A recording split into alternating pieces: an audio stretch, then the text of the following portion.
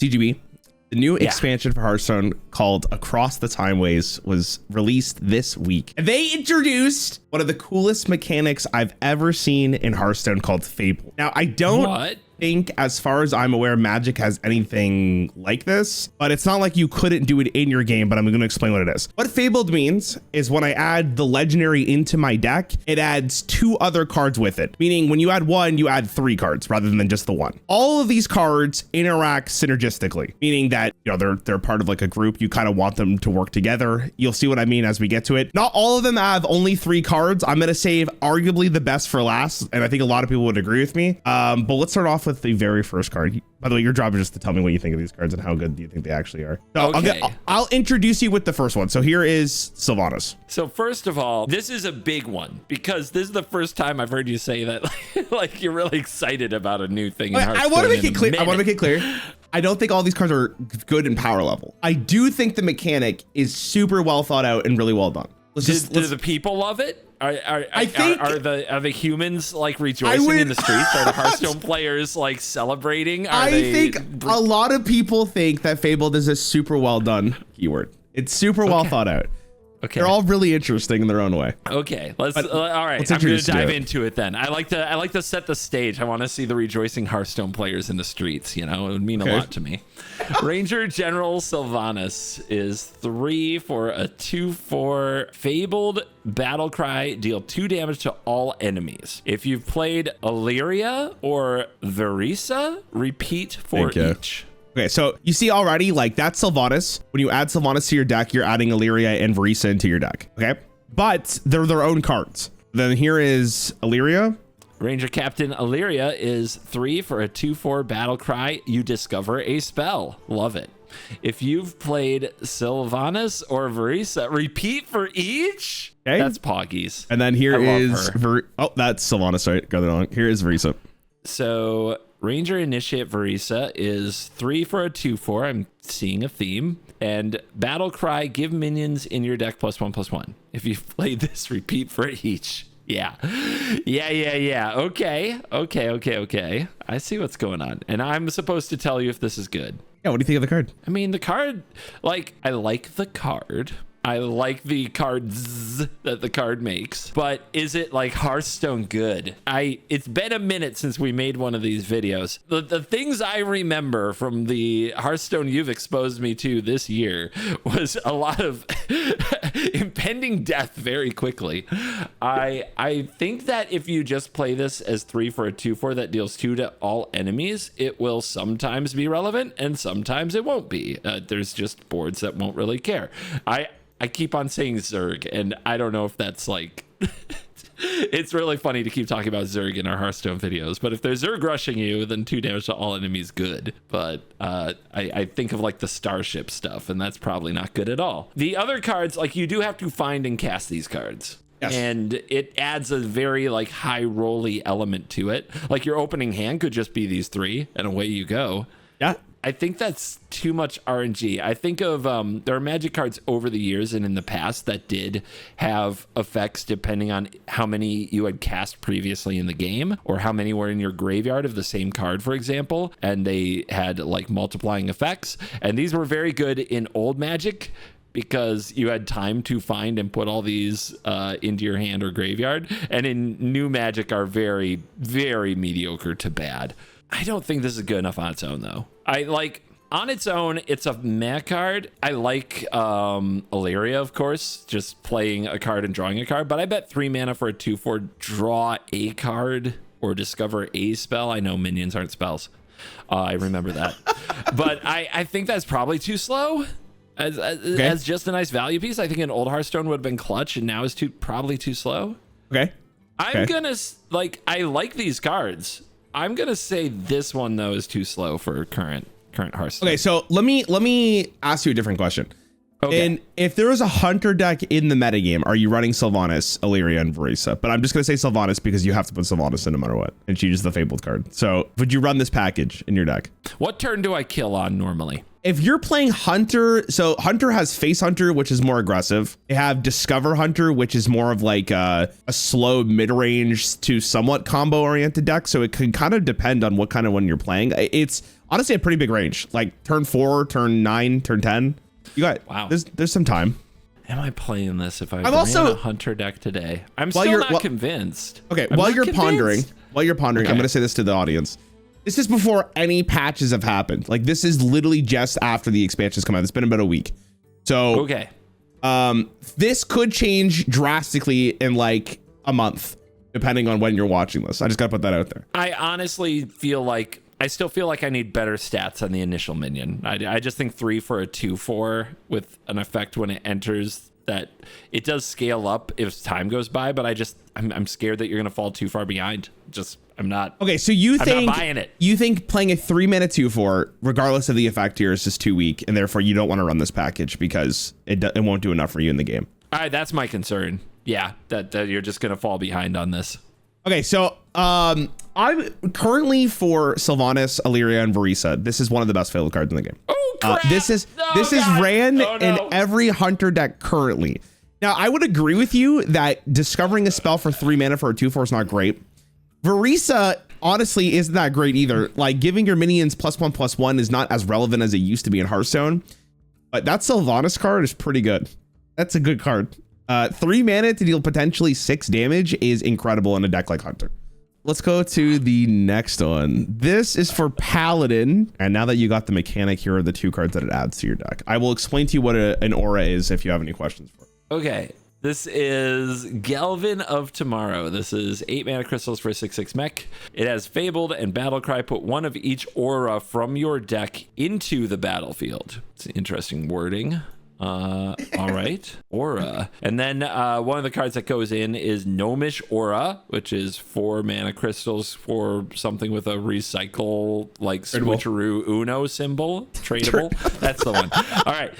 Tradable. At the end of your turn, restore 4 health to all your characters, and it lasts 3 turns. Okay, so this is like, it's not a location, but if you play this, it is out there for 3 turns, and it doesn't affect. Are they usually at the end of the turn, like kind of a I will effect? Let me give you the full like I guess play pattern of auras. So auras, depending on what the text is, interacts when you attack, end of turn, could be a start of turn, whatever it may happen to be. Most of the auras will do at the end of your turn, like you'll see with these 2. And the way that these work is like secrets on your portrait, so it won't it will be in the exact same placement of it, but your opponent can hover over it at any point and see what the aura is actually doing. An aura does take up a secret as well. You can only have 5 secret spot, I should say. You can only have 5 at a time.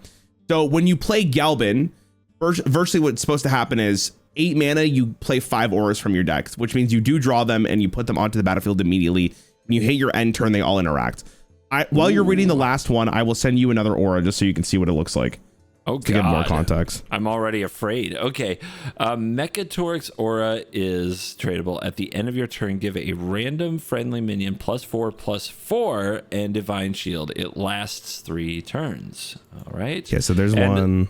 Another potential aura is Resistance Aura. 2 crystals. Your opponent's spells cost 1 more. Love it. Last 2 enemy turns. Let's go. And I'll send you one more just for more context of what these could do. Okay. So that's kind of like the full, like that's not every aura, but that's like the full range of what a lot of the auras can do in this game. Whenever a friendly minion attacks, give it +2/+1, and that lasts 3 turns. Huh. Well, this one is very wow. So you play this and you can assume you just have 5 auras, the 2 that got put in, and maybe 3 others, and they just all go boom, stick to your hero.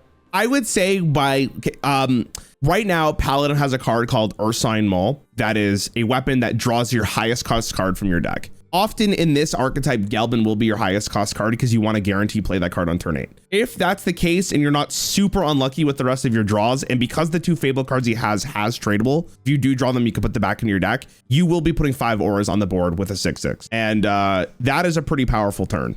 That's a lot of advantage in mana cheating. It sounds like it. I mean, obviously the limiting factor is like, are there good auras? And I will show you one more just so you have full context, because I think this one is rather important. but I don't think you need to see this one either. But does it say you don't take damage for 3 turns? That would be good. No. Okay. Just that sounds like what Magic would do back in the day. Chronological Aura is 5 mana. At the end of your turn, summon a 3/5 dragon with taunt. Oh, 3 dragons. That's not bad. Not bad at all. More bodies. So, oh gosh. Yeah, that's a lot of stuff. Them stats. We're tortollaing in here. Okay. Seems interesting. Okay. It honestly reminds me not of immediately good. Interesting. Oh, I mean, it's powerful. Okay. I'm trying to understand Hearthstone. I've been making too many Yu-Gi-Oh videos where everybody dies on like turn 2 or whatever. Like Simo's showing me these broken decks, like about like, what was it? Spies? Something with spies. Yeah, I remember that. And now I'm just like, I'm pilled on like 8 mana. What does that do? And I've been playing a standard Magic the Gathering every day where you're dead on turn 3 or 4 easily to all kinds of combos and aggro decks. And it's like, what's an 8 mana card? You have to cheat it into play. So yeah, maybe. No, it's funny. Every time I do these videos with you guys, I get like an appreciation for Hearthstone that it could always be worse. Yeah, honestly, you guys can still envision a world where you cast an 8-drop, where you actually draw 3 unique cards in your deck to get their effects. That's woo. That's magical Christmas land over here, buddy. What are they smoking? Anyway, this card. I mean, that's an incredible amount of value, but do people like play these auras normally? I mean, Crusader Aura, whenever a friendly minion attacks, if you just go like, make a dork, make a dork, make a dork, and then this, like, that's so much damage. It's weird to say, but especially seeing like some of the boards I've seen in Hearthstone around turn 7 or 8, I'm not sure it wins the game. I'm remembering the kind of stuff Voxy and Amy did to us. Like those things were huge, dude. Sure. And those were us like trying to show off quest lines that I guess didn't even turn out to be meta. Yeah, listen, again, I'm not coping. We got pretty bad quest lines. That whole set, by the way, was pretty underpowered. So like, I wouldn't be too worried about the outcome of the Rarran's Rumble if that's what you're thinking about. Well, I'm not trying to think about the outcome. Like, it's not that we lost. It's that I'm thinking of the boards that we faced, right? Okay. And I'm trying to put Galvin, 5 auras, and some taunty dragons on my field and imagine those against those boards. Well, and you're not just doing nothing for 7 turns. You're still playing the game. Like, you're still playing other cards. Like, you're not. I'm supposed to say if this is good. I think it's good played. I think it's meta played good. Well, first of all, if they're not trying this in the first week of this coming out, they have no soul. This is exactly the type of stuff that people are supposed to be like, ooh, I'm going to try this new Galvin Aura farm deck, right? Okay. And see if it just, and you're going to make a thumbnail that says like 90% win rate, new meta Galvin of tomorrow, right? And then some people will get views that way. Like that's YouTuber brain at work. So first of all, did this get played? Yes. Did it win? I don't know if it's automatically that good. Maybe it takes some work. Okay. I don't know if it's just like, I don't know if the face version is going to do that well. I want to be optimistic. This reminds me of an ability called Epic from way back in the day in Magic the Gathering that was a really fun ability I might show you someday. So I'm going to give this a thumbs up. What a playable, amazing card. This card is played currently in Paladin. Nice. Okay. Well, no, that's what you're saying. Yeah. Okay. But you said it too. Yeah, so it's true. Listen, you are right. Okay. This one's actually good. I think it is because of the fact that Ursine Maul does exist. The ability to draw Galvin consistently does make the deck a lot better. This is very comparable to, I don't know if you remember it, a card called Mysterious Challenger. It was, you ran a bunch of secrets. If you played on turn 6, you got a Christmas tree of secrets, and that was basically the whole Paladin deck. I don't know if you remember. I definitely showed it to you. But for the Hearthstone boomers who are watching this, who used to play this game, that's what this is basically very, very comparable to, except for it is consistently on turn 8. Is it the best deck in the game? No, not even close. Okay. But for Paladin, it is playable in Paladin. And like I said with Sylvanas, probably after rotation, of course, depending on what they actually release, this card's probably going to be played in Paladin for quite some time. All right, Death Knight, Could read that one first before I show the rest of them, because this one kind of works together. Talanji of the Graves is 4 mana for a 4/5 undead fabled battle cry. Draw. What the hell are you doing? I say Bonswamdi, but apparently that's not how you say it correctly, so I don't care. Whatever you want to do. B1 Sam die. Damn. Or resurrect him if he has died. Choose a boon to give him. So this is what Bonswamdi looks like. Yep, that. Why always so buff? Just nothing but Demon Jim going on. The hair. Demon ball hair. The hair's pretty dope. Pretty beat. Oh my god. All right. 6 mana crystals for a 6/6 undead death rattle. Summon a random 4-cost minion. And here is the third card you get. I will show you what the boons are in 1 second. Okay. What Belfell Zandalar? That's Your name Zandalar, I is think is what? correct. What? The name is literally what? Okay. What befell Zandalar? Oh, it's a spell. What It's a befell spell. Zandalar? It's a question. Where's the question mark? What did befell Zandalar? Okay. 3 mana, deal 2 damage to all enemies. Choose a boon to give to B1 Sam die. Okay, so basically wrap this up. Talanji draws you Bonswamdi or resurrects it if Bonswamdi's already died.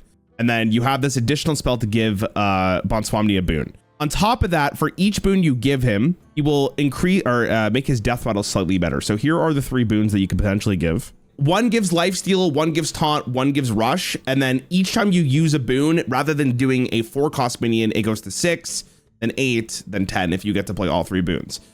Which is not that bad as the game will progress forward. But the question ends up being, do you think this package is actually playable? Well, when it comes in, you draw this, or you draw this on its own. And then the idea, I guess, is you really want this to die and just keep upgrading and getting bigger and better stuff.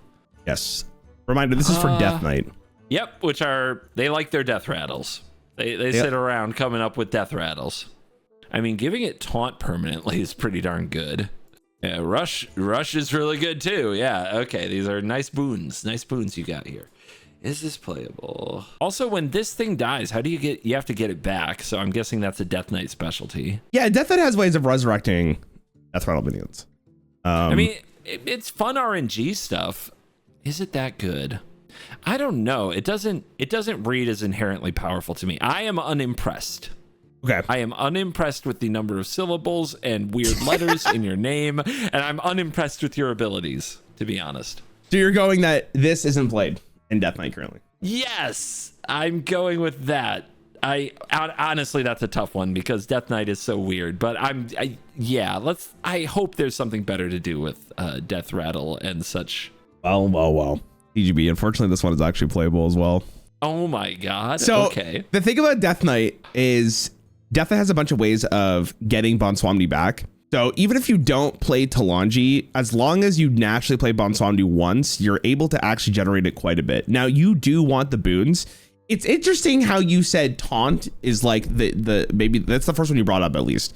Most people I've seen have picked Rush and Lifesteal because when Bonswamdi's summon, you get to swing immediately, get the Lifesteal proc and heal, and then you summon another minion, which is really, really great. Taunt is less proactive, and when you want to clear the board, you kind of want to be as proactive as possible, which means that you're not only getting the board cleared, but you're healing up quite a bit. Befell Zandalar is also just a fine spell. 3 mana deal 2 to everything is great, and then you also get the additional boon. You really want to get Talanji though. Like that is the dream of playing that on 4 and having this Bonswamdi on 6 to guarantee it. On top of that, the reason why this card is so good is because of this card right here. I say so good like it's breaking the metagame, but it's not like necessarily breaking the metagame. It's just good in Death Knight, but this is the other card. Whoa, 10. Awakener of Souls, 8/7 taunt, reborn, Death Rattle, resurrect a different friendly Death Rattle minion. Okay. So sure. If Bonswamdi's the only other Death Rattle minion in your deck, all of a sudden you're getting another one and another one that also has Rush and Lifesteal, and you're constantly trading up and you're constantly leaving minions behind. And obviously Death Knight can do this multiple times. So it kind of just is infinite value and infinite stuff on board, and it kind of gets really annoying at some point. And luckily for people who go up against Death Knight, there are OTKs that exist in the Hearthstone, so you're not just auto losing the game. But in Death Knight, this is just a playable archetype. This deck right now, by the way, is like 55% win rate currently. Okay, Which it's a gamer. All right. Which is pretty decent. right. Yeah, it's pretty sick. God damn, man. Holy shit. 55%. Yeah. Where do you, dude, sell my soul for that? Let's go. God damn. Okay. Next up is Priest. Priest is less reading, so this is good. I wish I could do that with a non-VV deck in standard. My God. VV. Maybe VV by the time this comes out will be banned. It's getting banned in 3 days. Or at least life's good. That's what everybody expects to happen. My God, the world could be on fire if it doesn't. Anyway, it's been a long 6 months, dude. Mediva the Hallowed. I'm sorry, what? Mediva? Medivh, sure. Why not? Why do we put these letters here? Medivh the Hallowed is 10 for a 7/7 Fabled. It costs 0 if you control Karazhan. We're gonna let that one happen. I'm not gonna correct you. Karazhan. Yeah. Battle cry, silence and destroy all other minions. Finally, this whole time you've been showing me these cards, I'm like, where's the owl? Where's the freaking owl? Why can't we just silence these bitches like we did back in the day? What? All right, let's do this. I love this. This card is perfect. I don't need to read anything else. This card is the best. Well, you should read the other stuff. There might be some fun stuff in here. This person's Sanctum. 10 mana for a two use location. Costs 0 if you're wielding Atish. Yep. Atish. Atish actually correct. Okay. Summon 2 random 8 cost minions. So, wow, you have this card and this is in your hand and you play this for 0 and you get 2 random 8 cost minions? Oh, you should read Atish first before you continue that thought. Okay, I will. Only 10 for a 1/3 weapon? It's the Great Staff. It costs 0 if you control Medivh. Double the damage and healing of your spells. Wow. Yeah, so you can kind of get that you want to play all 3 of these in one turn if you can. But whoa, even having just 2 of them is pretty good. Are you a math scientist? That's so fun. I'm pretty sick. Yeah. Dude, are we casting? All right. Are we cheating out 10 drops in this archetype? Can we cheat to get there? Well, there is ways to cheat it. Not entirely consistent, but you could. I wouldn't necessarily base that in your analysis, but obviously, yes, if this card is costing 1 mana, that's pretty good. Or yeah, okay. I was gonna say 5, but sure, you can go straight to 1. Why not? This is, dude, Battlecry, silence and destroy all other minions. That's my jam. I want this to be good so much. Twilight Medium is 5 for a 4/5 taunt. Battlecry, set the cost of the top card of your deck. And before you ask, there are ways to see what is the top card of your deck and or positions particular cards in your deck. Are they called Brainstorm or Ponder? Because those are Magic cards that would do it. Okay, all right. I mean, that was God, you said Brainstorm and I thought of Belatra. That's where my head went. So I mean, we're just on different wavelengths. It's too many card games all of a sudden. Here we go. We're cross-platform all-stars. That's what it is. Oh my gosh, I want very much for this to be good. 10 mana is so much. Having multiple 10 drops sitting in your hand is so rough. Well, you just need to play 1. And the rest of them is 0. I know, but you do need 10 mana to play it, most likely. Sure. You showed me a way to cheat it. I bet people build around that. It doesn't seem like a consistent way to cheat it to me. It seems like a little magical Christmas Rarran land. Okay. But I'm much more in the camp of stay alive 10 turns. And then here we are. We're back again. I'm thinking of the quest for Dino Land and how easy it was to stay alive for 10 turns. Oh my God. I'm gonna say this is amazing, goated, best thing ever, and you're gonna be like, dude, nobody lives till 10 mana. And even if they do, this probably doesn't completely win the game. They just summon 2 8-cost minions at random for nothing, along with a 7/7 that destroyed and silenced so everything. Bad. What are you saying like that? Yeah, and then doubles the damage and healing of spells, which is somehow related to I don't know what spells are we even casting? No idea. A great question. Okay. Well, I'm not showing you.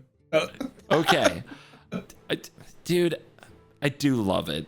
Like, I really love the archetype. I love this card. I would play this card. Would I get a 40% win rate or a 55% win rate? Let me put it like this. I would find a way to get a 51% win rate. Like, exactly. Just barely enough so I didn't delete the deck and rage quit the game, and to keep me holding on every day thinking if I manage 1 or 2 flex spots better that it'll win. But when really the thing that's given me all the freaking L's is the 3 10 mana cards in the deck. But I love this. I want this to be good. So I'm going with my heart. This is good. This is Okay. the future of priest gaming. That was inspirational. Let me just tell you, that was fantastic. The sad reality for Medivh is currently the deck is not that good. I quit. Now hold on. Okay.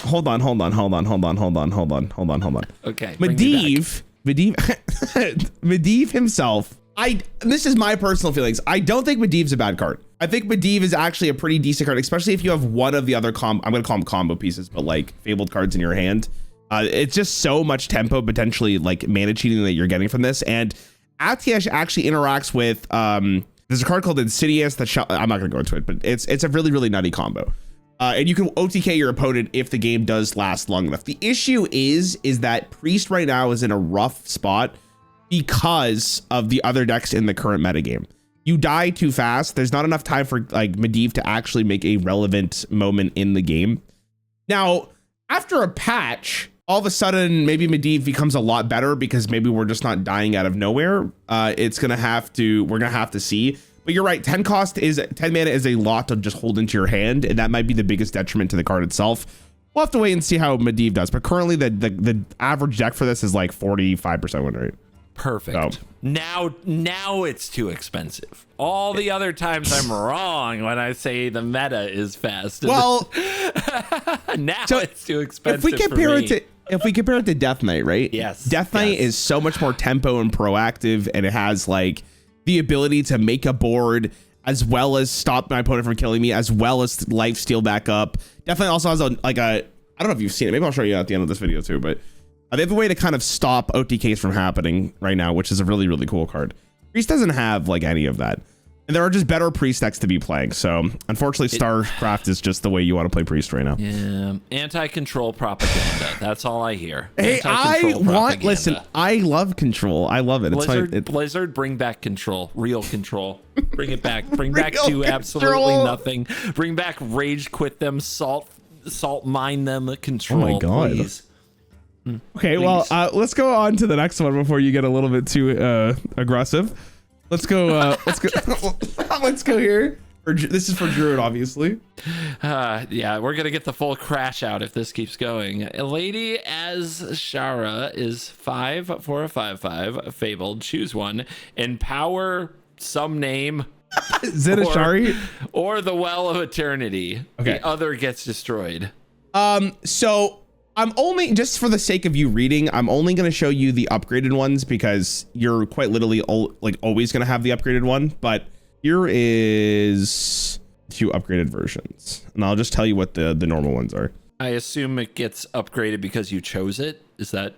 Yeah, so Okay. basically, just to kind of give you full context here, Lady Azshara is a card that has one really big meme version and a location that you're going to pick every single time. The meme version is like you're in the worst position ever and like nothing has worked for you, so maybe you go for that. Which is, well, you can read the locations, then I'll tell you. The Well of Eternity. 3 use location for 4. Fill your hand with random temporary spells. They cast twice. Poggies. Yeah, dude. Poggies. That's sick. Come on. How is that not yogging all over the place? This is amazing. All right. Yeah. Zin Azshari is 4 mana crystals for a 3 use location. Summon a copy of a friendly minion with its stats doubled. So What a reasonable card. Just so you know the base versions. The Well of Eternity is just fill your hand up with random temporary spells, and Jinasari is just copy a friendly minion without its stats doubled. The reason I showed you this is because you could probably understand that you're almost always empowering Jinasari here because that's just the better location objectively. But you know, sometimes like the Well of Eternity is fun. I honestly don't understand that. I 100% am casting temporary spells twice. I can't tell. I have to. I have to. Isn't that more fun? That's so much more epic. We don't play card games for fun. You know this. Stop lying. Okay, fine. All right, yes, I will make some big druid nerd creature and double its stats. Whatever. Okay, I will also tell you that, again, this is summoning a copy, so any text on the card and or keywords is also copied with it. Oh, that's pretty good then. Yeah, I mean, copying minions and getting all of their ETBs and such sounds amazing. Sounds extra good. So I'm supposed to tell you now if Lady Ashara is good? Yeah, would you run Lady Ashara in a druid deck? I think so. First of all, the temporary thing is some of the most slot machine-y stuff. Yep. I 100% would want it in there just for that. I don't think I would build a druid deck without it. And then, so what druid deck would this be bad in? I imagine that 5 for a 5/5 isn't always great, but when it comes with a way to copy something with doubled stats, it doesn't have to be great. And this says it empowers one or the other gets destroyed. Does that get it out of the deck, or is it just one of these two is still in the deck and the other is destroyed and the other is no longer in the deck? If, let's say you have Zinashari in your hand and you haven't drawn the well, you play Lady Ashara and you empower Zinashari, the Well of Eternity would be removed from your deck because now it is destroyed. And if neither are in your hand, just one gets kicked out of the deck? Yeah, exactly. And the other one will be empowered. So, man, there are probably ways to just kill the opponent if you can copy something that can hit right away, or some other way to use the large body. Seems like might be some like knock you out combos with that. I mean, yeah, I think this is. How does Druid not want to do this? I don't. It seems Druid-y. Seems amazing. Yeah, I'll take this card. Totally. Okay, so you're going with Druid is playing Lady Ashara.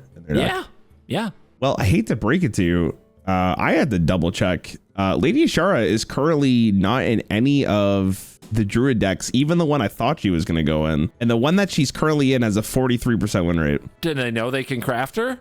Is this like public knowledge? Do Hearthstone players, have you made a video about it? This is how the news has to get out. Guys, the new expansion released. It's right there. Basically, the concept that most people had going into this, I'm actually shocked. I had to go look at the stat. I had to like check 3 different websites to verify what I was reading there. There's this card, which is Alanus. Alanus says, spell damage +1, your spells get a double bonus from spell damage. So if you copy this guy, it's multiplicative. So that's a lot of spell damage.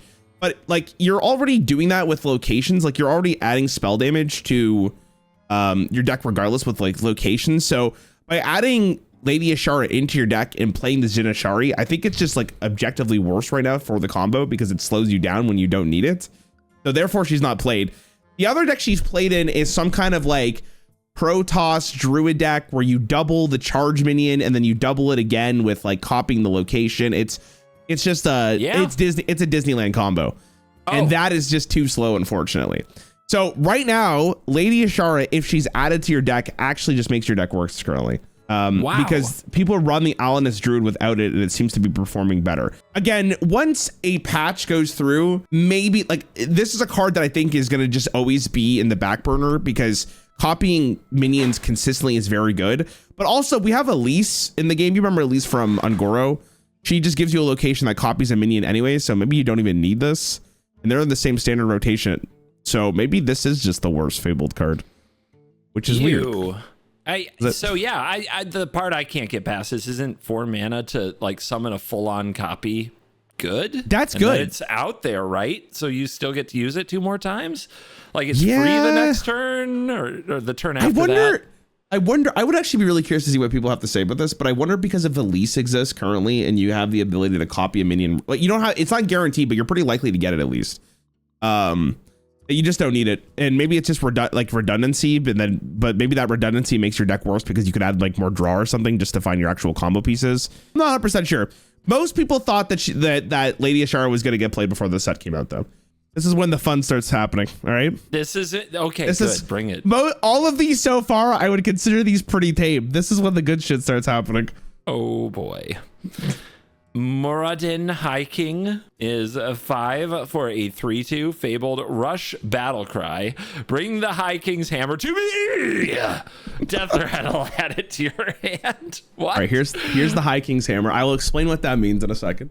Great. The High King's hammer is 6 for a 3 attack, 4 durability weapon with Wind Fury.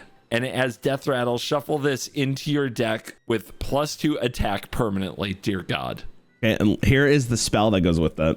The avatar form. Oh, must be your favorite card ever. 3 mana to give a friendly character +2 attack, and after this attack, deal 2 damage to all enemies this turn. Okay, so let me go back to Muradin real fast. Muradin says, bring the High King's hammer to me. If you play Muradin, what he will do is pull the High King's hammer out of your deck and he will absorb it, meaning he will also get the stats and the keywords of the weapon. So not only is he's a 5-mana 3/2 with Rush, but once he absorbs the hammer, he becomes a 5 mana Rush Wind Fury for a 6/6. Okay. When he dies, he adds the hammer to your deck, or to your hand, sorry. Therefore, you can just play it the next turn as a regular weapon to smack your opponent twice with Wind Fury. You said next turn though. If you have to draw it, right? No, you don't have to draw. If you play Muradin. Oh, I see. Add it to your hand. Okay. Yeah, because he adds to your hand. If you have it in your hand and you play Muradin, he will take the hammer from your hand and do the exact same thing as it was from your deck. I don't know the interaction if you are holding the hammer as you play Muradin. I would actually imagine he takes the hammer again. I think it's just like hard-coded to grab, but I'm not 100% sure. I haven't seen that interaction yet. You could probably guess that like you want to play this on 5, have it die, then play the weapon on 6 is probably the way you want to look at it. There are also other cards in the Shaman this expansion that do buff your hero's attack and or buff your hero's attack is a good way of saying it. And obviously Avatar's Form is a very, very good card in general with both of these. Yeah. Oh my gosh. So this seems like a murder king. Okay. Just probably come out and just smack something around, smack a couple minions around. Okay. God, are we in this is now looking at stats, but I imagine playing this for 5, getting the hammer, getting the buff, having Wind Fury, you're probably killing 2 things. And then this dies, and then you get the hammer, and next turn you play the hammer, and now you go out there and kill another thing? That would be for 5. Okay. Now, if a weapon has Wind Fury, does that mean the weapon can be used twice that turn? Yes. Okay, so you might kill 2 more things if they're not big enough. If it's one big thing, I guess you probably could smack it twice with a weapon. That's gonna hurt. Tell me this is still good. Tell me this is good. Well, what do you think? Do you think it's good? I think it's good. There's no way I wouldn't go out there and try bringing the hammer to me and swinging on some stuff. Like, this card is sick. This reads like 5 mana and you can throw 12 damage around. We were excited about 3 mana throwing 2 damage around. Like that, maybe a total of 6 if they're curving out, right? This is like 5 for 12. Okay. And you draw another way to deal another 10 the next turn. Okay. If this isn't good, I don't know Hearthstone anymore, I guess. Shaman, I don't know what Shaman's situation is, but if they want stuff dead, I think they run this. So yeah, this has to be good, right? Okay, so this card, I would say most people believe this is the strongest card of the entire expansion. Most people. There's one other card I will show you later on that's not a Fabled card that I think is like the other one. But the problem right now is I'm looking at Diamond to Legend stats in case anyone's curious. I'm not looking at strictly Legend. This is hovering around like a 50% or so. And arguably the best. Just enough to keep us hanging on, baby. So I think the problem with the Shaman or with Muradin right now is that other decks are just stronger. That's probably like the biggest problem for Shaman. But I will say this right now, and I'm pretty sure this is going to happen. I think after rotation or even after the next patch, as other stuff gets brought down a little bit, this card's going to fucking kill. Like this card is. I died on turn 6 because the person had 15 attack. He smacked me twice and I died with this card. So like, you can do some disgusting things with this, and this might be the best Shaman card they've gotten like all year. That card's cool, right? Wasn't that card awesome? Yes, that card is awesome. What about this one? You're already laughing. I just can't wait for you to read this. Broxigar. It's 2 mana for This has to be a typo. What do you mean? It's like, is it a 1-1 or a 2-2? There's no way it's a 12-12, right? What the hell is this? Okay, and it has charge. Okay. Yeah. Okay, I'm waiting for the punchline. Start of game, disappear. I see. I am guessing this means it just is not in your deck now. It's just gone. Well, you gone. Kill all 4 demons from Argus to reappear in hand. Very cool. Here is... Yeah, over it. Yeah, if it's in your opening hand, are you just down a card? Because this is start a game, I don't think you can actually draw it. Good. Thank you. I'm not 100% sure on that, but I don't think you can. I would be done with it already. I hate mulliganing, and I would hate this even worse. All right. Anyway, we have to talk about killing demons, right? So read the axis scenarios, and then we'll go to what the portals are. 3 mana, lifesteal 3/2. After your hero attacks and kills a minion, draw a portal to Argus. Okay, I'm just gonna walk you through what a portal is pretty much. So they're just 0 mana cards that are added to your deck. The first one is you summon a 1/1 demon for your opponent. When it dies, you draw a card, and then the next portal is shuffled into their deck. You need to do this 4 times. When you get the last portal, which is the final portal to Argus, you summon a 4/1 for your opponent. When that dies, rather than drawing a card, you get Broxgar in your hand. So after the last one is dead, you get the 2 mana 12/12 charge in your hand. Okay. Okay, and that is all the Fabled cards you need to really know for this. Now, again, you are shuffling these portals into your deck, so you need to do the first one, the second one, the third one, and get the 4th one, and then kill it. You got what a mini game! What a little quest. Okay. Well, it's funny you mention that because pretty much this is a quest without actually being a quest. That's what it is. Seems pretty sick to me. Okay. Just goes face. Man, what if there are ways to like bring it back, copy it, do stuff like that? Oh, Demonitor doesn't have a way to resurrect it, I believe, but you can bounce it back to your hand. There's a 2 mana card that bounces a minion back to your hand, and because this is 2 mana, you can obviously play that on the same turn. The axe is totally fine. Like that seems like a fine weapon right there. Maybe I'm a little old school, but it seems, decent. So, I mean, otherwise, what's the real cost here? That every now and then you draw a 0 card that gives the opponent something, and now you need to kill it. Killing it's probably not the problem, but then you draw a card and you get the next portal. It doesn't seem like there's a big downside to this one. Like, really? Okay. It feels like you can just run this along with another like generic-ish mid-rangey tempo-y strategy, and when it happens and you win, and when it doesn't happen, is it that bad for you? I mean, I know you say that killing them isn't the problem, but there's probably something inherently bad about drawing a card that gives your opponent something and has some impact about the way you have to play your turns. I promise you it is not even a thought for Demon Hunter. Okay. Like, I guess like maybe you're like, okay, rather than smacking their face, I'm going to use my hero power to kill this thing. That would probably be one of the biggest struggles. I know, because we, of course, are running whatever the insect is in the quest that makes you do two damage to things, right? That's what we broke it. We found it. Oh, yeah. I love that quest so much. It's so good. Oh, God. I have scarred. Can you tell I'm scarred? I do one event with you, and I think that's the end of the world. Jesus. No, I loved it. I don't know. It doesn't seem like a huge downside. It seems kind of free roll. I guess it depends how tight and powerful the existing Demon Hunter deck is, but I don't see a big downside to trying this over whatever your 29th worst card was. Play this card. Seems fun. I would say that your analysis is pretty spot on.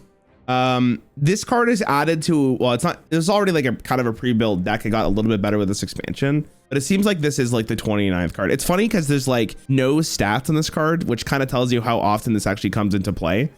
Because it's they've never so rare that it seems like you end up getting Broxgar, but Peddler DH, which it is ran in, has a 55% win rate currently. But I'm legitimately trying to find stats of like what the card is, and it doesn't seem like it's very popular. Now, this card is ran in multiple different archetypes for Demon Hunter because they brought back Spell Demon Hunter for this one, and it's not a great deck. I think your analysis was pretty spot on. Like, Broxgar is a card you're fine adding in. It's not like you're really losing a draw because the portals give you the draw anyways, and the weapon's actually pretty decent. Like, it's just a good weapon. So overall, like, you're just fine if it so happens that you actually get the Broxcar deal 12. Like, there you go. There's your win condition.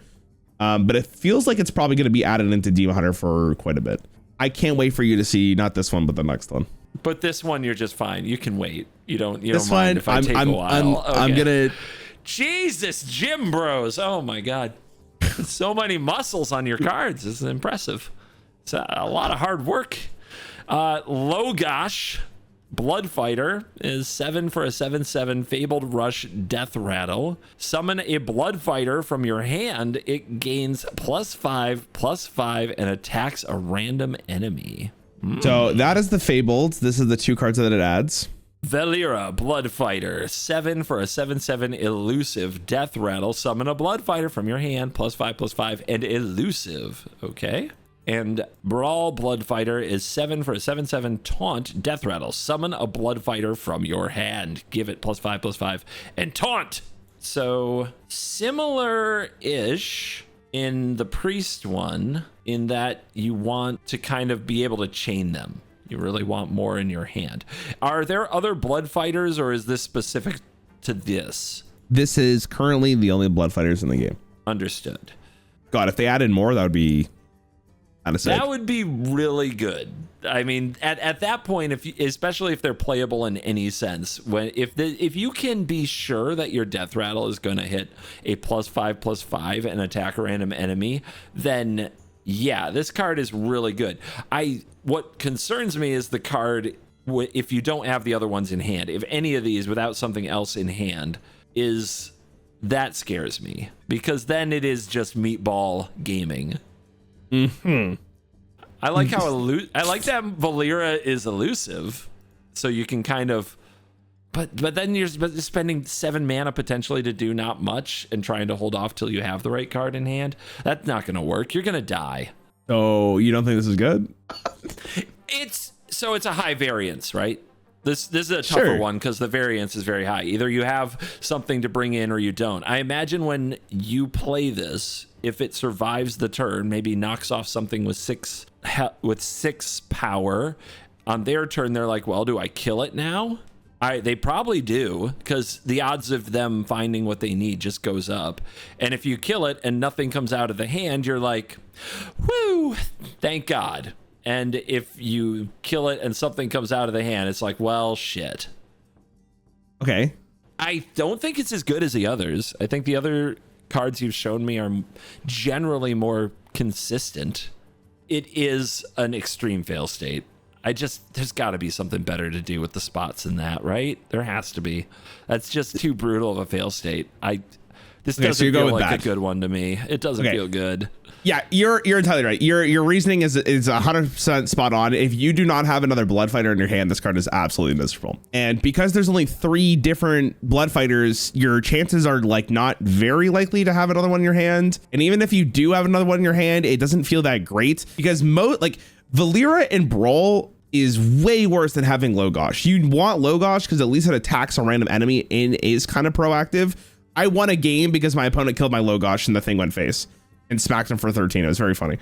So like that kind of stuff happens, but overall it's like you're most of the time just playing a 7-drop that does literally nothing.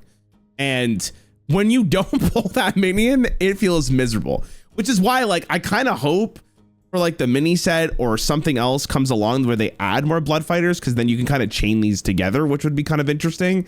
But there are way better warrior decks. There's like no stats on this card. It is, I would say for the time being, probably close to unplayable, even though it's not the worst card I've ever seen. Out of all the Fableds, it is the worst one. I said to you earlier that all the rest of these are really cool. This is the only one I think that's not very cool. I have purposely put this one in front of the next one because I told you off recording, this is probably the coolest card I've ever seen in this game. And I think it holds up to the standard. You can read this card. You're hyping it so hard. This card is so cool. Whoever designed this, I think it was Alex. Chef's kiss. Like, so well done. 4 mana. Oh, wait. Garona Half-Forsen? Yep. 4 mana, 5/4 Fabled, Battle Cry. If your opponent is holding King Lane, destroy him and cut their health in half. Okay. Before I show you King Lane, here's the one of the Fabled cards. Okay. Slow King Lane reveal. Let's go. The Kingslayers, awesome. What is this? Some kind of chainsaw machine? I don't know. Like I think it's daggers. A couple of crazy daggers. 2 mana, 3/2, 3 attack, 2 durability. After your hero attacks, both players draw a legendary card. Okay. Here's King Lane. Okay. King Lane is 3 mana for a 3/3. At the start of the game, hide from Garona in the enemy's deck. What a little bitch. The battle cry is to draw a card and shuffle this back into your deck. Okay. I'm going to Oh my God. I'm going to walk you through this so we're on the same path. Okay. On the same page. I think we're there, but go on. So you add Garona into your deck and then you make a 30 card deck. When the game starts, King Lane will go into your opponent's deck, meaning they have 1 extra card of their deck and you lose a card. So you now start with 29 cards in your deck and they start with 31, or well, after the draw, whatever. If you could correctly call when King Lane is in your opponent's hand, because they don't want to play it. If they play it, it's 3 mana to draw a card and it goes back into their deck. You will kill King Lane from their deck. You'll wipe it from the game, but then whatever health total they're currently at, they will take half of it. Incredible. Incredible. Before you review, how fucking sick is this card? Like that is so cool. Oh my God, this is beautiful. This is you get to weasel tunnel your opponent. You know what it reminds me of? It reminds me of the Secret Lair Deadpool card in Magic the Gathering, where like you play it and you steal their commander's text box, and now they have to pay 3 mana and lose 3 life and give everybody else a card just to get their commander back to normal. Oh, it's so mean. It's a mean, terrible, evil card. Deadpool is a absolute killer in Magic. That's what this reminds me of, to be honest. Okay. I love it. Do you think Garona is good?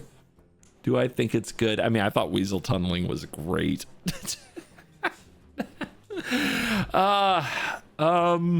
Cutting their health in half is even better.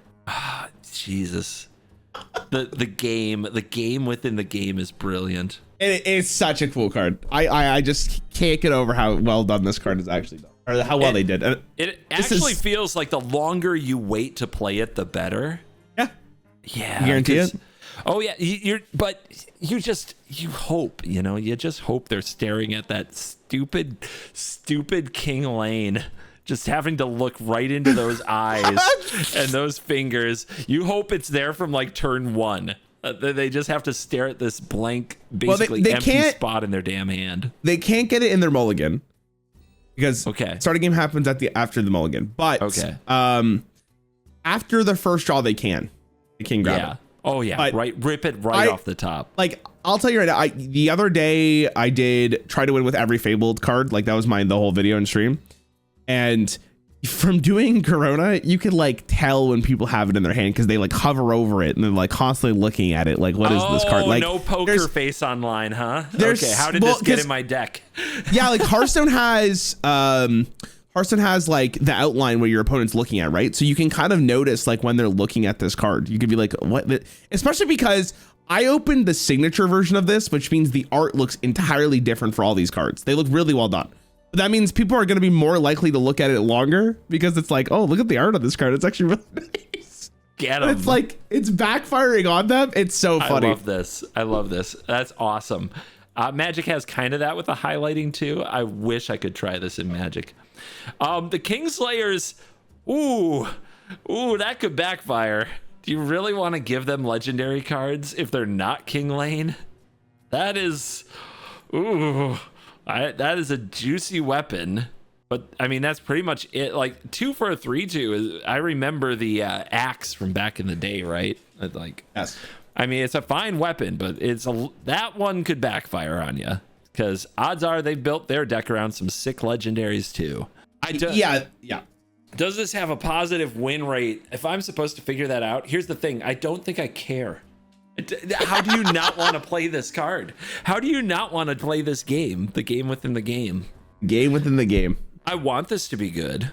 I guess the other thing you can do now is you can build your deck around specific legendary to get with the Kingslayers that funnels your other game plan to a good place. I still, that's still risky. I don't love it. The Kingslayer is still more beneficial for you than it is for your opponent because you are proactively drawing a card with it. Yep. So I get what you're saying. Like, it's still good for your opponent, but it's always better for you. Mm-hmm. And maybe they draw King Lane, right? That's maybe. Like the real hope here. Oh, yeah. Yeah. How many King Lanes can you make them draw? It'd be so funny if they just on turn 3 just played this, and then the next turn you're like Kingslayers and give it to them again. It's awesome. That's the gambit. God, this probably isn't nearly as good as I want it to be. I love how trolly it is. It's a beautiful thing in a lot of ways, but it does need a shell around it that does more than this. I think that the kind of sneaky get half their health. At some point you get like half their health, right? And that's really, I mean, that's great. And then maybe you kill them out of nowhere with a very average deck and an average board. If you have an above average strategy already, then you're probably just amplifying its killing potential. So it's sad because I think this actually depends on how solid the rest of the shell is around it. Okay. So I don't think that this can carry a deck on its own. I think it has to be part of already good deck. That's my prediction. Okay, so you're saying this card would not be playable if Rogue didn't have anything to play with, but if there is just a deck that slots in, it's good. It's just added. And that's it's tough because that deck is the hardest deck to just slot into. But I think you try it and see if getting half their life with this card is worth it. Sure. I mean, it's really freaking good if that happens. So Jesus, I'm curious what the numbers come out to. Okay. I can't predict this is like new meta. I can't predict this is broken. It's just awesome. You wouldn't build around this, but you would slot this into a deck. I would try it. I'm scared the numbers will come out that I should just be running the cards that work better in my strategy. CGB. Yeah. This card is ran in like almost every rogue deck. Almost every rogue. Now, is it because you could potentially hit K Glade? Yeah, that is also there. That is really cool. It's always that fun mini game. But I think it's because you're getting a good weapon that draws you 2 cards, even though it benefits your opponent. Rogue tutoring specific legendaries is really good because they already have mana cheating. So basically it comes down to finding the cards you want. And most of the times the cards you want are legendary. So it's really good for you. On top of that, you're -1 card in your deck, which is fine. People played patches not only because of the 1/1, because it's -1 card. Consistency is good in a game like this where you're looking for specific stuff, but that's not the main reason. You're also adding 1 more card to your opponent's deck. And this is one of those things where it's like, it may not be inherently obvious how much it's doing, but you drawing King Lane is actually so bad. Like, it's so bad. It's 1 less draw. It's a card that sits in your hand. It's also 3 mana to cycle. It's miserable. So am I paying or am I adding this card in my deck to get a weapon that draws for me that I'm looking for specific legendaries, makes their life worse and makes my life awesome? 100%. Is this slotting into every rogue deck? Not everyone, but most of the rogue decks, even the ones that were existing before this expansion, they just slot this in because it's just a good card added. This is like peak rogue design. Like, and it's so nice to see it get played. What a cool fucking card, man. Dude, the assassination flavor is brilliant. I love it. I love it. We got assassins as a type in Magic that people actually enjoy, and they have nothing like this. This is great. Yeah, that's what I was saying to you earlier. Like, I feel like you need to have a virtual only game to really do this, to manage it. Oh, yeah. You could do this in real life. You could. Like, technically, this is something you could do. But yeah, Rogue, I looked through like all the stats from Diamond to Legend. Basically, every Rogue deck's running this card. So that's a huge win for Hearthstone. Really well designed card. And like I said, I think that's probably my favorite card in a very long time. I think that card is brilliantly designed, but we're going to move on to the next one, which is Mage. Busted. Let's go. Oh my God, it's a dragon. Aether Queen Syndragosa. What a name. 5 mana for a 2/8 Fabled. If you control another dragon, your arcane spells cost 2 less to cast. Aether King Malagos. 5 mana for a 2/8 dragon. If you control another dragon, your arcane spells cast twice. Okay, and here is the spell. Aether Oathstone is 8 mana. Summon your dragons that died this game. All right. Uh-huh. What do you... Okay. What do you think about Syndragosa, Malagos, and the Oathstone? Is this playable?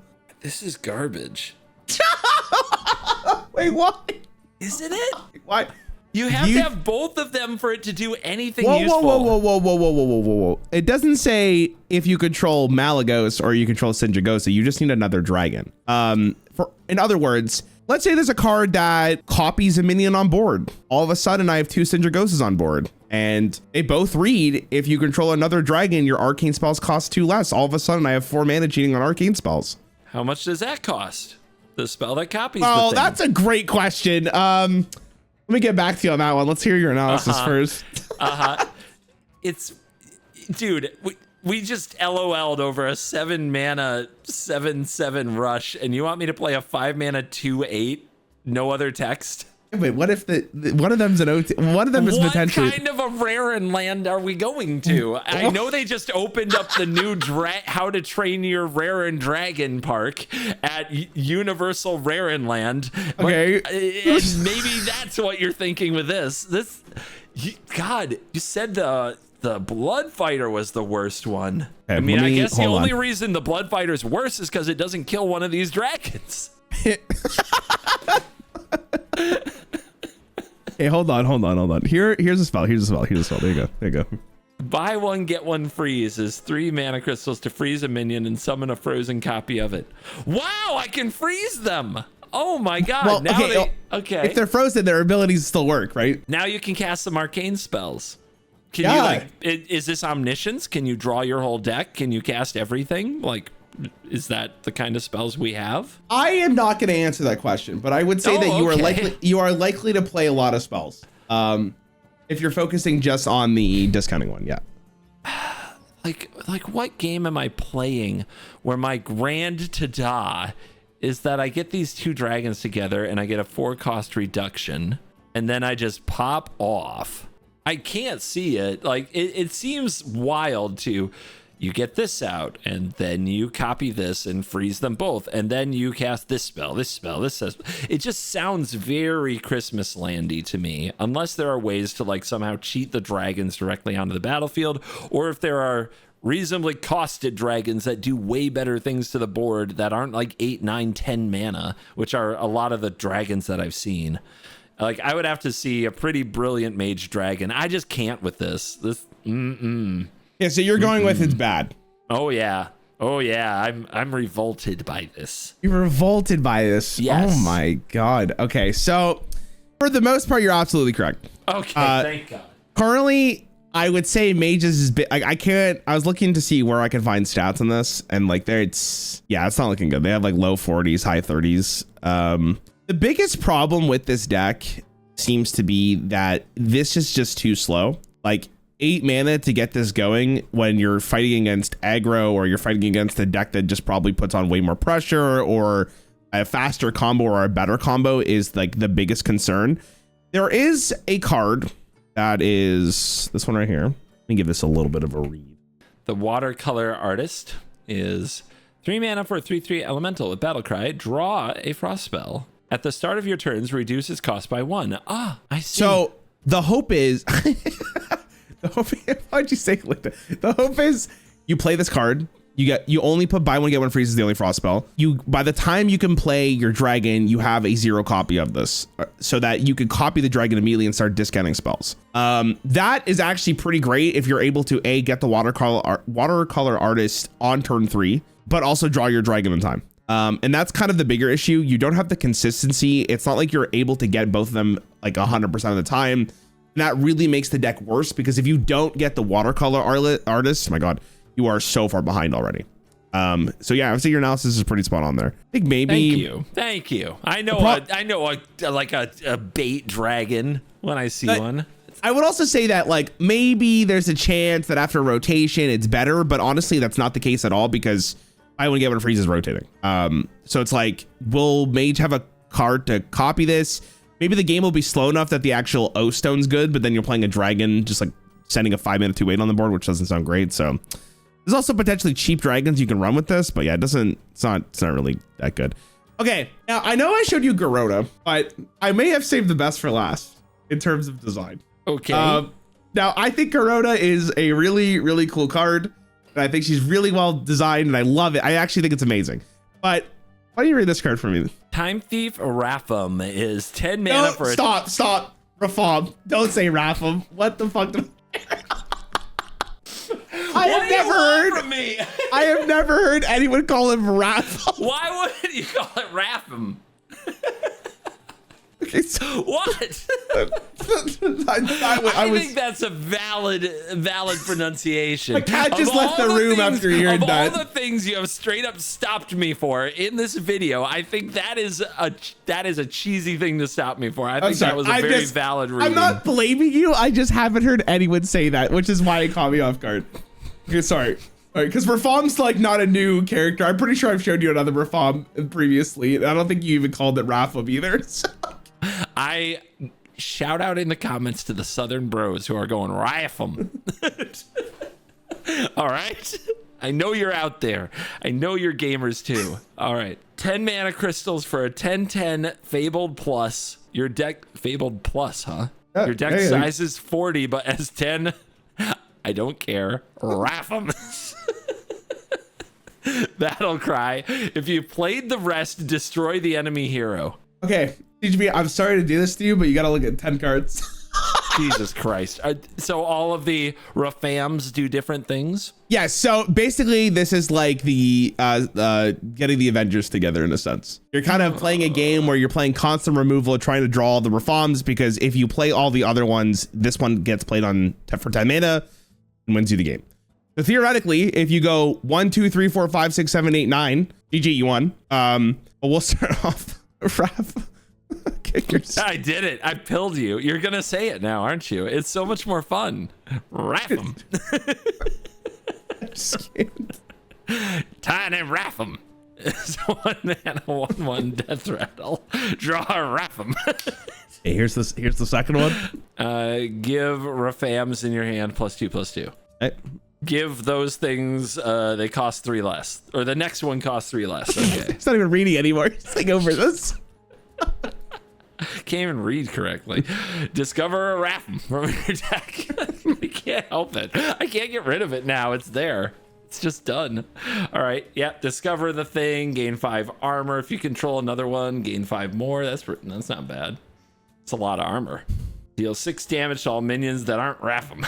Hey, here's this one. Taunt. If you're holding another Rafam, summon a copy of this. Sure. Probably. I hope you are. It costs 1 less for each Rapham you play this game.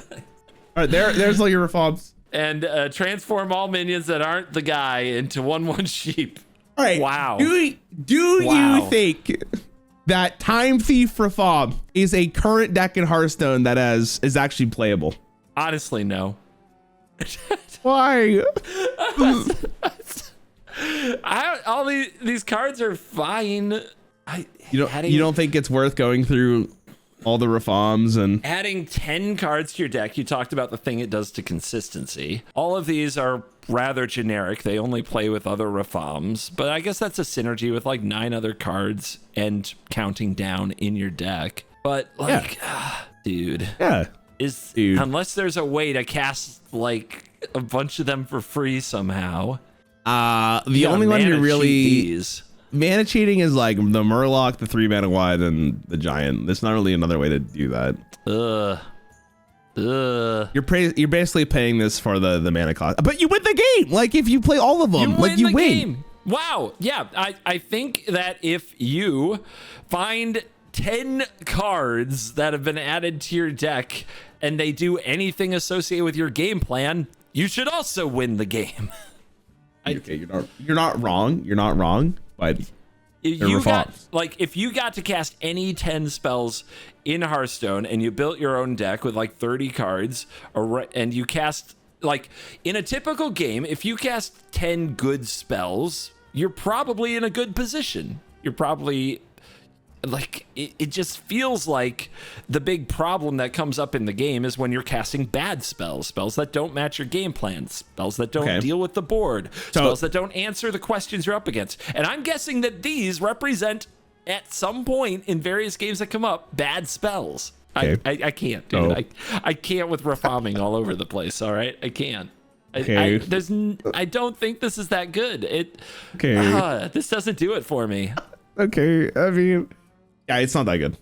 Okay. I mean, it's not really much to really go through. Like you said, it's very slow. You have to play kind of awkwardly. If you miss one of your Reform draws and it's at the bottom of your deck, then you're kind of sad. That's pretty much it. Now, Warlock actually has a lot of tools to make this kind of a reality, but it has a 44% win rate. I think as decks get refined, it's probably going to get even worse. And why am I even running this? And also Warlock just has a better deck. So it's like, whatever, but it's okay. I mean, he's cool. He's a cool card.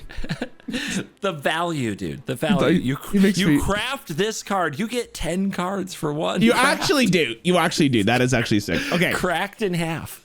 I did say to you, I'm going to show you one card before we end this. And I just want to see your thoughts on this card. Okay. Chrono Lord Dios.